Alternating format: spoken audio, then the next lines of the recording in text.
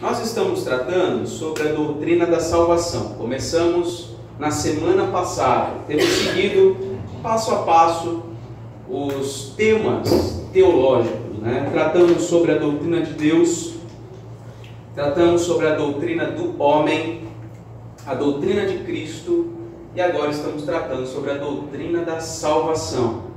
Vimos na aula da semana passada, na primeira aula, né? Qual foi o tema mesmo? Sim, a obra trinitária da salvação. Então a salvação é uma realização do Pai, do Filho e do Espírito Santo. Existe o elemento eterno da salvação. Nossa salvação foi decretada eternamente. Nós fomos escolhidos, predestinados na eternidade. Esse é o elemento eterno. Existe o elemento histórico, ou seja, aquilo que foi planejado, decretado na eternidade, é realizado na história, na pessoa e na obra de Jesus Cristo, por meio da sua obediência e do seu sacrifício, é que nós somos salvos. E então essa é a causa material. Por que nós somos salvos? Porque Deus, o nosso Pai, nos escolheu, mas porque Cristo morreu por nós. Mas ainda tem um outro elemento, um elemento subjetivo, um elemento pessoal que acontece dentro da gente, num dia, num momento ou numa época específica que Deus escolheu, por meio da pessoa do Espírito Santo. Então a aplicação desta obra de Jesus Cristo por nós é realizado nas nossas vidas num dado momento da nossa existência. Eu creio de fato que essa obra pode acontecer a partir da concepção. Por quê? Porque a vida começa na concepção. Então, a partir daquele momento, a qualquer instante do processo de desenvolvimento físico, Deus pode regenerar. Alguns chegam a Cristo, são ligados a Cristo na adolescência, ou na infância, ou na idade adulta, alguns no último dia de vida. Mas tem alguns que eu creio que já no ventre materno são escolhidos. Como? Como o próprio João, o Batista, como Jeremias, o profeta. São homens que foram, a Bíblia descreve, eles foram salvos antes de nascerem. Então, e nós estamos tratando sobre este terceiro elemento, digamos assim, o elemento subjetivo. Quando a gente fala subjetivo, não é a ideia de isso é subjetivo, isso pode ser verdade ou não. Não, esse é outro sentido. Subjetivo no sentido de sujeito. Isso acontece no sujeito, na pessoa, na gente, pela obra do Espírito Santo. Então é isso que nós estamos tratando, esse terceiro aspecto, esse terceiro elemento. E nessa aula a gente vai ver um pouco sobre o processo, uma introdução na verdade, sobre o processo e a base da salvação. O processo e a base. Talvez eu até poderia inverter, falar primeiro da base, para depois falar do processo. Eu nunca fiz isso, mas vou fazer hoje, já que a gente já perdeu um fio da meada, né? Deixa eu mudar aqui. Vou começar da base. Qual que é a base? A união com Cristo. Essa é a base da nossa salvação. Nós somos salvos porque somos unidos a Cristo. E a partir disso, vem um processo. A união com Cristo é a base.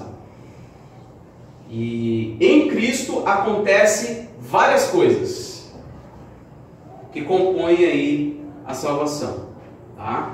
Então, estarmos unidos a Cristo é o fundamento. Quando Paulo fala em diversos momentos em suas cartas, que nós estamos em Cristo, é isso que ele quer dizer. A salvação acontece assim: o Espírito Santo nos liga a Cristo, e então uma série de coisas acontecem. Tá? Que série de coisas é essa? E eu vou voltar lá para a parte inicial aqui, que é a ordem da salvação. E aqui, quando a gente fala de ordem, a gente pensa, por exemplo, aqui em vocação, regeneração, conversão, justificação, adoção, santificação, perseverança e glorificação. Vocês já ouviram todos esses termos em algum momento da vida de vocês? Tem algum termo aí que você nunca viu falar na igreja? Geralmente a gente usa bastante esses termos. Todos eles estão relacionados à obra da salvação. Tá bom? Essa ordem a gente chama de ordem, né? É uma ordem lógica, não cronológica. Então, a ordem não significa que tudo começa aqui na vocação, depois da vocação vem a regeneração, conversão, tal, e assim vai. Existe um aspecto cronológico aqui, mas esse não é o aspecto primeiro, mais importante. A questão aqui é mais lógica mesmo. Tá? A salvação é um processo unitário. Um processo unitário, quer dizer, é como se fosse uma corrente. Ela não é corrente se ela tiver um único elo. E também não é corrente se tiver vários elos desconectados. Ela só é corrente quando todos os elos estiverem juntos, né? Conectados um ao outro. Então, é basicamente isso. A salvação é uma corrente de elos. Diversas coisas acontecem, né, dentro desse processo. Então, a ideia de ordem lembra o quê? A ideia de causalidade. Uma coisa causa a outra. Uma coisa causa a outra. Então, resumidamente, né? Nós somos vocacionados. Depois a gente vai estudar vocação, vamos estudar um por um, tá? Nós somos vocacionados, ou seja, chamados pela pregação do Evangelho. Pela pregação do Evangelho acontece algo nas nossas vidas. Nós recebemos um novo coração, somos regenerados. Tá? Esse novo coração é um coração disposto a crer em Cristo e abandonar o pecado. Isso é conversão. Tá? A Bíblia vai dizer que nós somos justificados pela fé. Fé está dentro de conversão. Então, dentro dessa lógica, a justificação ela é pela fé. Tá? Dentro da ideia de justificação, nós somos justificados diante de Deus. A partir do momento que nós somos considerados justos diante de Deus, nós somos adotados como filhos, somos recebidos por Deus como filhos. Então, uma vez que tudo isso tem acontecido, começa-se um processo de santificação. Mas santificação não está aqui? Tá. Então, percebe? Santificação é um negócio que está junto o tempo todo aqui. Perseverança também, você vai desde o primeiro instante. A perseverança ou a preservação de Deus é algo que acontece na vida do crente, né? E a glorificação aí realmente é uma etapa final que não acontece durante, né, digamos assim, a vida do crente, mas algo que de fato há de ser realizada na vida de cada um de nós. Mas veja, se começou aqui, ou cronológico ou logicamente, né, vamos chegar aqui, inevitavelmente. Tá? Então é um processo mais... É difícil a gente conciliar isso, porque a nossa cabeça, hoje em dia, pensa muito de forma cronológica. Tanto é que nós temos hoje dificuldade em ler a Bíblia. Porque a gente quer sempre ver um progresso cronológico num livro que, quando foi escrito, a mentalidade não era como é a de hoje. Então, muitas coisas não são cronológicas. E aí a gente tem que ter o cuidado para interpretar adequadamente cada uma das coisas. John Murray, na sua obra aqui, Redenção Consumada e Aplicada, ele diz o seguinte: quando se pensa na aplicação da redenção, não se deve pensar em um ato simples e indivisível. Ela, a redenção, compreende uma série de atos e processos. Para mencionar alguns: a vocação, a regeneração, a justificação, a adoção, a santificação e a glorificação. Essas são todas distintas e nenhuma delas pode ser definida em termos da outra. Uma coisa é uma coisa, outra coisa é outra coisa. Cada uma delas tem seu sentido distinto, função, propósito na obra e na graça de Deus. Existe ordem, afinal de contas? Tem alguns textos que vão nos mostrar uma sequência. E aí vamos dar uma olhadinha nesses textos. Por exemplo, aqui em João 3 a 5. Alguém lê, por favor?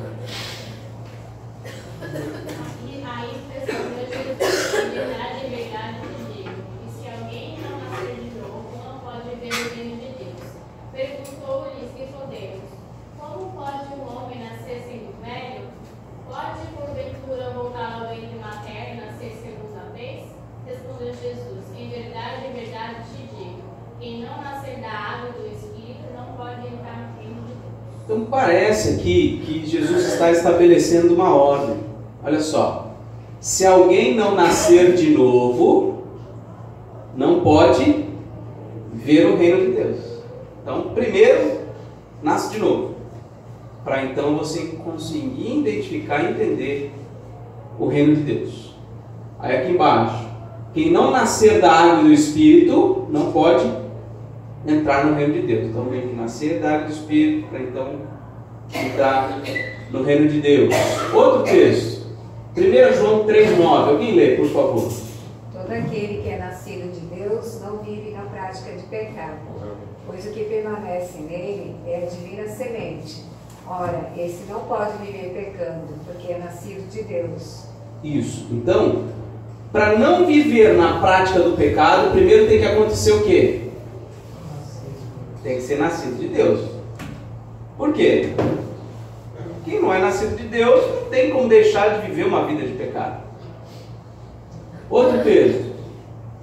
Pode ler alguém. Mas todos quantos o receberam, deu-lhes o poder de serem feitos filhos de Deus, a saber, aos que creem no seu nome. Olha só, então, pelo menos nesse texto, analisando a questão ordem, ou lógico ou cronológico, né? Mas olha, primeiro, estes recebem a Cristo, creem no seu nome, para então receberem o poder de serem feitos filhos de Deus. Tá? Efésios 1:13.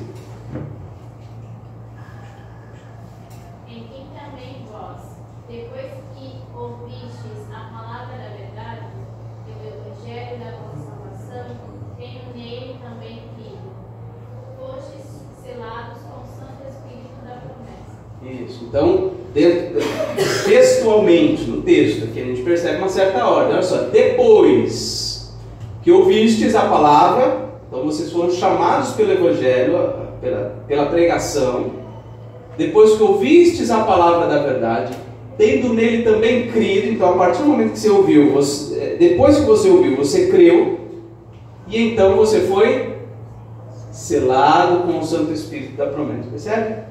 Um encadeamento de elementos.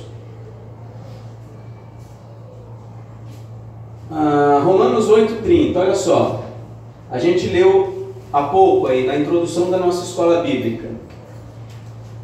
8:30. E aos que predestinou, como é que a gente fala isso aí? Prefixo. Um prefixo aí, né? Alguma coisa que antecede.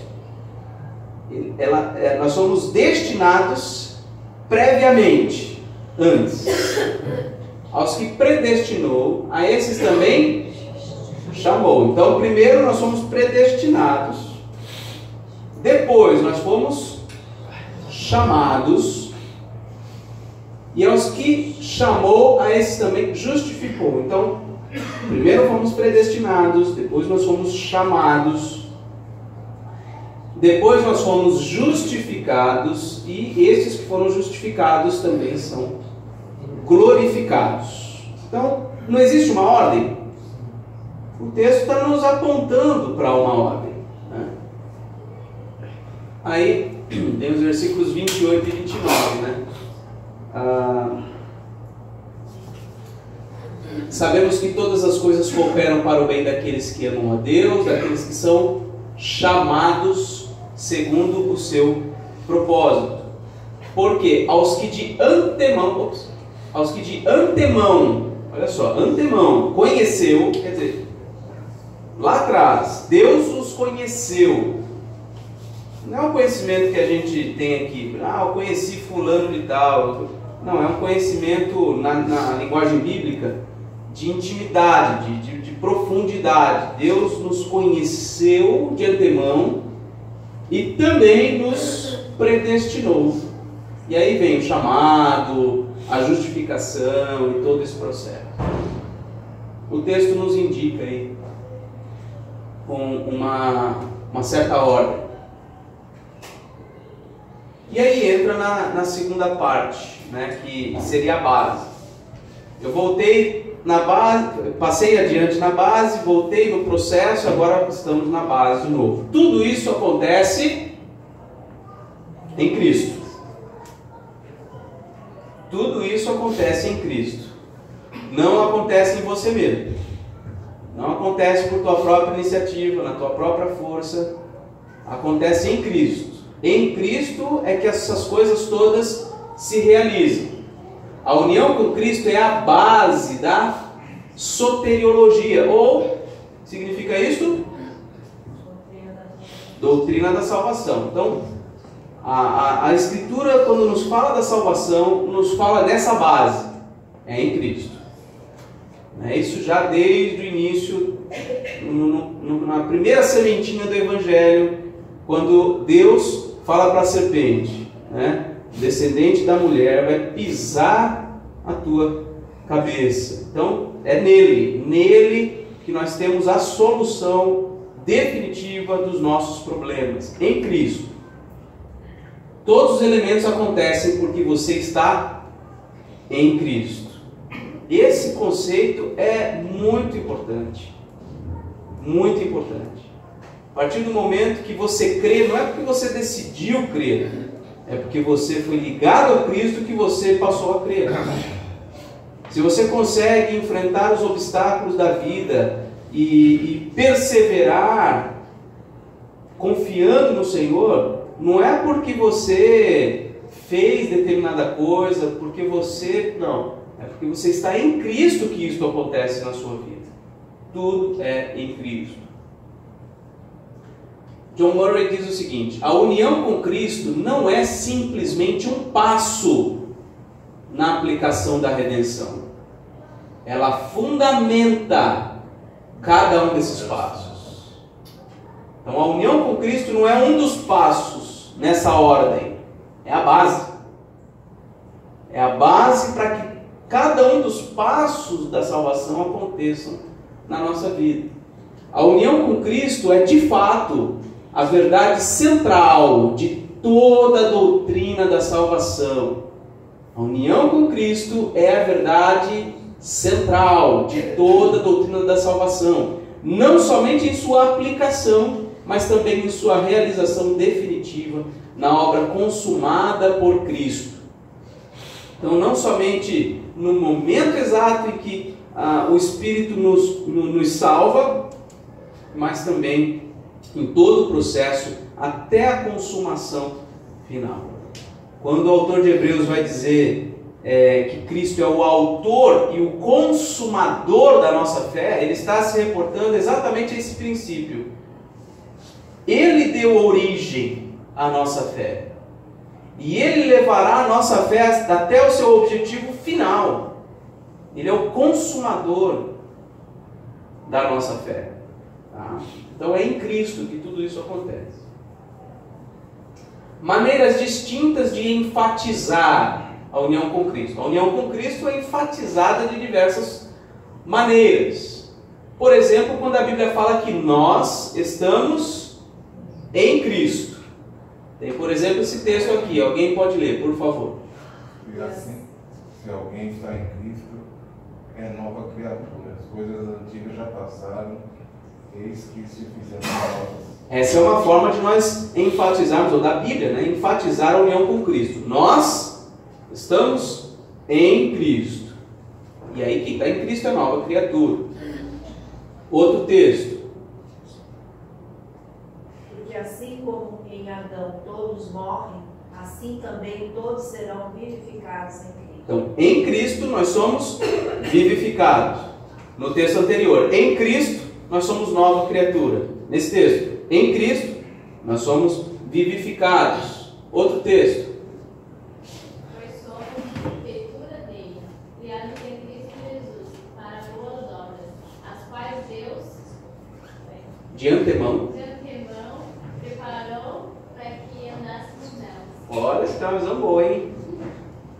Então, em Cristo nós somos nova criatura. Em Cristo nós somos vivificados. Em Cristo nós somos criados para boas obras. Em Cristo, sempre em Cristo. Está vendo essa ênfase? É uma maneira de se enfatizar. 1 Tessalonicenses. Porquanto o Senhor mesmo dá na sua palavra de ordem, ouvida a voz do arcanjo e ressoada a trombeta de Deus, descerá dos céus, e os Mortos. mortos em Cristo ressuscitarão primeiro. Isso. Então, os mortos em Cristo, aqueles que morreram estando em Cristo, eles ressuscitarão primeiro. Então, em Cristo somos nova criatura. Em Cristo somos vivificados. Em Cristo somos criados para boas obras. Em Cristo ressurgiremos. Aí aqui ele fala: deveras considero tudo como perda por causa da sublimidade e conhecimento de Cristo, meu Senhor, e ser achado nele. Então, nada é mais importante do que ser achado em Cristo, estar em Cristo. Essa é uma forma. A outra forma é dizer que Cristo está em nós. Essa é uma outra maneira de se enfatizar a mesma realidade, essa união com Cristo. Cristo está em nós. Gálatas 2:20. Logo já não sou eu quem vive, mas Cristo vive em mim.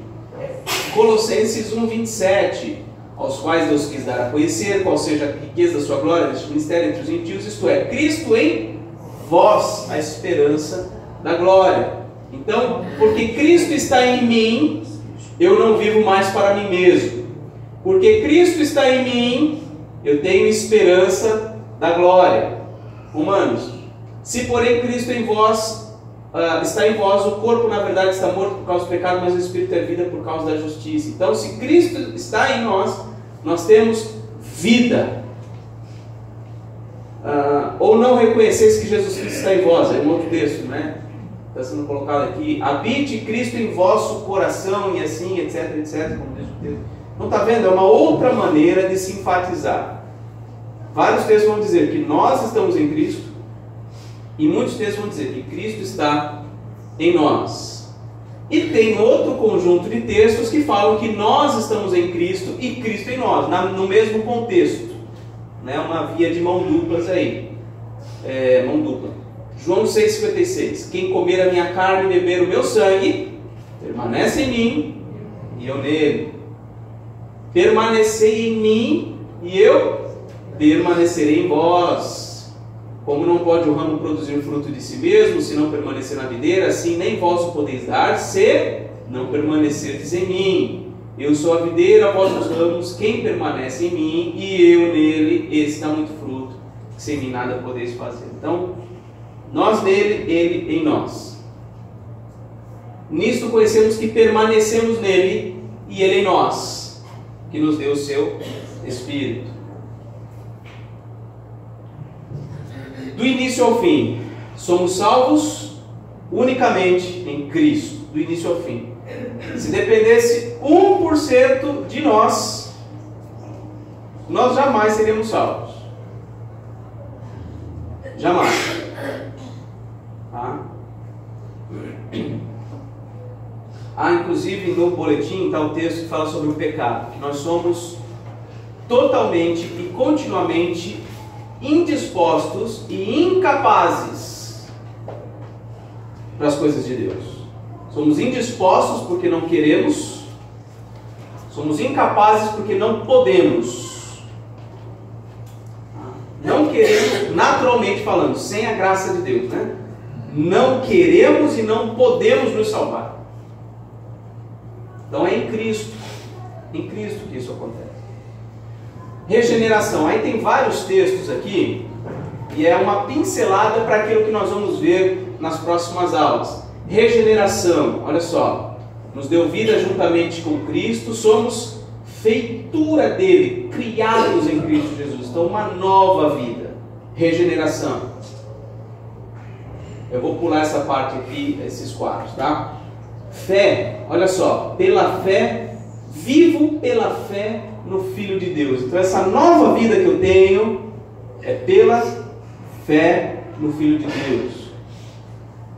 Justificação, nele fomos feitos justiça de Deus, em Cristo. Olha só, em Cristo Jesus, né? Vós sois dele, em Cristo Jesus, o qual se tornou da parte de Deus sabedoria, justiça e santificação. Então nós somos santificados em Cristo, já estamos acabando.